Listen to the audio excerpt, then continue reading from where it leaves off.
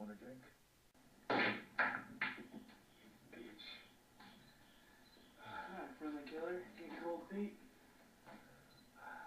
You're shot. Didn't believe it is. Look at that elbow right there. Get a retry.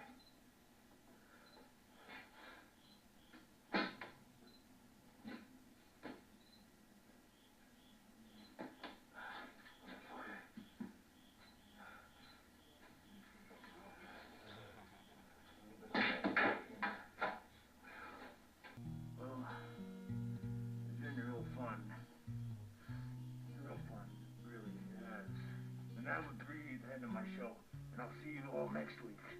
And all this, this isn't my real studio. My real studio is back into where their place is. I'm just doing a little pilot episode, if you must say so. So it all worked out to the end.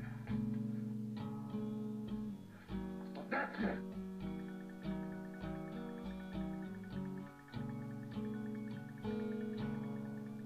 This is a video that will involve sensory deprivation. It's not for everybody, because you'll see a lot of black, because we're going to talk about stalactites that grow in caverns of the earth. But this is a hypothetical stalactite, only in your mind. And the stalactite is a glorified mineral deposit as water drips from the roof of a cave. A slight trace of calcium carbonate and stuff like that are left behind, kind of like the bathtub scum. You know, a slight trace of almost nothing is left behind when the water is let out of the bathtub. There's this stuff left behind. And that's what a stalactite is. As water drips, it leaves dust-sized particles behind, and the thing grows kind of like an icicle growing as water drips off the roof, the eaves of your house. It grows like an icicle from the roof of a cave, and it's a mineral deposit, kind of like made out of something similar to chalk. But it's harder than chalk because it's sort of like limestone hard. And that's what limestone is calcium carbonate, I think. And it's growing in a cavern way deep under a mountain range. It's so far down there that you know it's deadly still, quiet. And the temperature is cool. I assume it's about 65 degrees, around 65 year round. When there's snow, it's 65 down in there, and when it's a hot summer day, it's 65 down in this cavern in your mind as the stalactite grows. Alright, who created this stalactite? Who intended it to form? If it didn't form, would it matter? If the earth tremors one day, because the plates on the surface of the earth, tectonic plates, go ka-boom, ka-boom, ka-boom, and makes a little rumble, and that stalactite falls loose and breaks on the floor of the cave. It won't matter.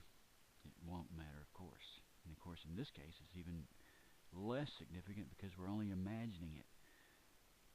What does that stalactite want?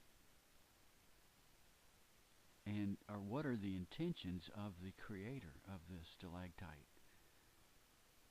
Well, in a similar way, the Earth itself, orbiting the sun and turning on its axis, warming and cooling, and the ocean currents, water and air currents shifting around, and because the poles, the poles get less sunlight and they get cooler, and ice forms and grows and retreats from year to year and from every like periods of thousands of years, because the output of the sun varies. And so what does the sun want? What does the earth want? What does this solar system want? Or what are the intentions of the creator of this solar system? Eventually the sun, probably, best we understand it, will run its course, and that'll be the end of the sun. The sun doesn't last forever. Alright, this solar system is like the stalactite in the cavern, and it's also like our species. It just happened. There is no intention on the part of anyone. However, there can be an intention on our part, because we're right on the edge of becoming conscious. Whereas, of course, the stars are not conscious, the blackness of space is not conscious, and the stalactite's not conscious. The sun that's bathing us with energy that gives us life and grows our vegetables, and the cattle that eat the vegetables, we eat the cattle, and so on. All the petroleum that you gasoline in your car, all from the sun. All the energy's from the sun. But what does the sun want? Nothing. He doesn't want anything. What is the sun about? The sun is not about anything. You have ideas about the sun. You have ideas about icebergs and stalactites, but the stalactite is not about anything. It just is.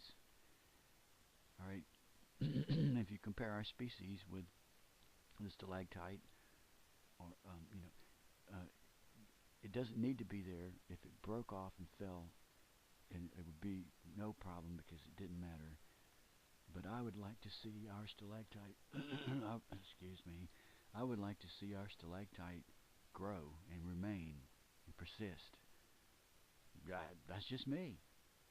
It ain't important, but it's sort of like a party we got going here. And we just arrived from an evolutionary standpoint, a geologic standpoint. Our species just came through the door into the party. We just got here, man. It is too soon for this party to end. That's pretty much what I wanted to say, and this was also an experiment in sensory deprivation.